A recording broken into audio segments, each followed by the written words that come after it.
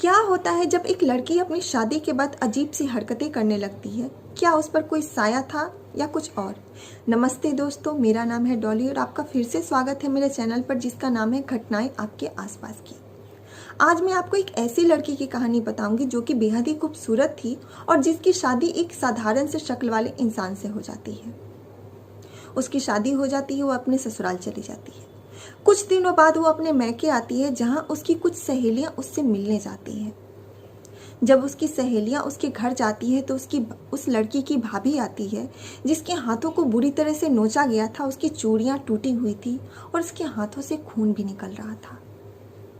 ये सब देख के उस लड़की की सहेलियां पूछती है कि भाभी क्या हुआ, मेरी दोस्त कहाँ है, हम लोग उससे मिलने आए हैं। उसकी भाभी काफ़ी घबराई हुई रहती है और वो कहती है कि उनकी तबीयत अभी ठीक नहीं है, आप लोग बुरा ना माने, आप लोग किसी और दिन आके उनसे मिल लें। ये सुन के उसकी सहेलियां तो वहाँ से चली जाती हैं, पर बात आग की तरह पूरे गांव में फैल जाती है। पता चलता है, कुछ लोग बताते हैं, कुछ औरतें गांव की बताती हैं कि वो शादी से कुछ दिनों पहले, अपनी शादी के कुछ दिनों पहले से अजीब सी हरकतें करती थी जिसको किसी ने ज़्यादा नोटिस नहीं किया। यहाँ तक कि अपनी शादी के दिन भी जब जो औरतें उसे मंडप में लेके आ रही थी उसे उसने धक्का दे दिया था, लेकिन बाद में अपने आप शांत हो गई थी। फिर वो जब ससुराल गई थी वहाँ पर भी कुछ ऐसी हरकतें करती थी जिसके कारण उसके ससुराल वाले उसे उसके मैके लेकर आए ताकि पता चले कि आखिर माजरा क्या है।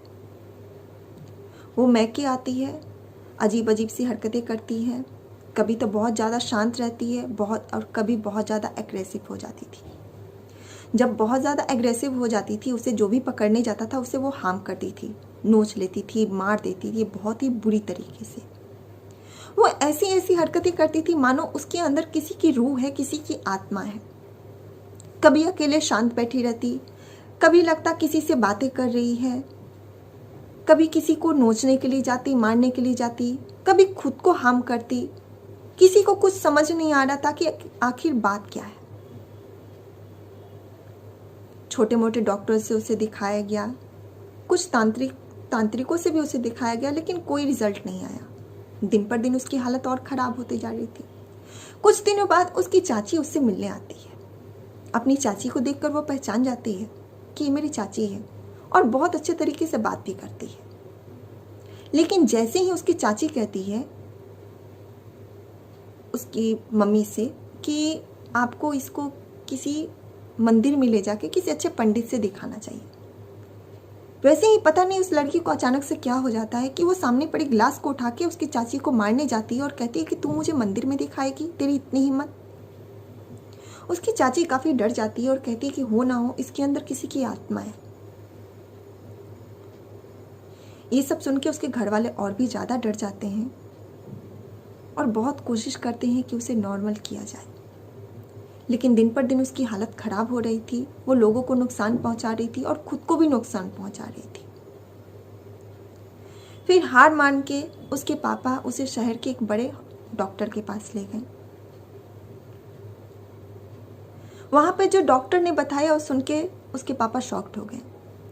डॉक्टर ने कहा इसके अंदर कोई भी किसी भी प्रेत की आत्मा नहीं है, कोई भी रूह नहीं है, ये बिल्कुल ठीक है। इसे बस एक बीमारी है जिसका नाम है हिस्टीरिया। ये ऐसी बीमारी है जिसमें इंसान अपना आपा खो देता है, उसे समझ में नहीं आता कि वो क्या कर रहा है।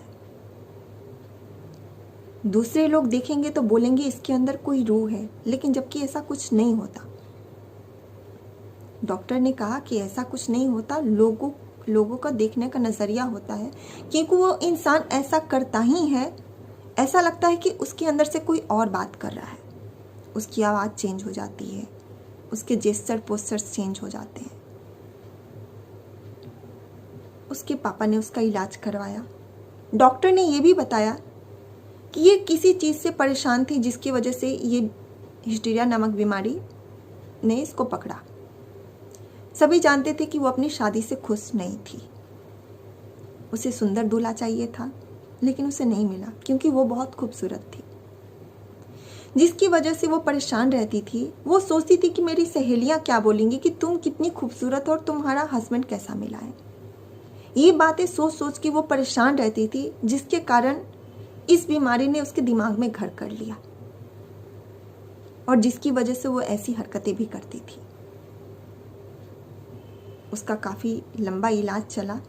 आज वो 2 बच्चों की माँ है और काफ़ी खुश भी है, बिल्कुल ठीक हो चुकी है।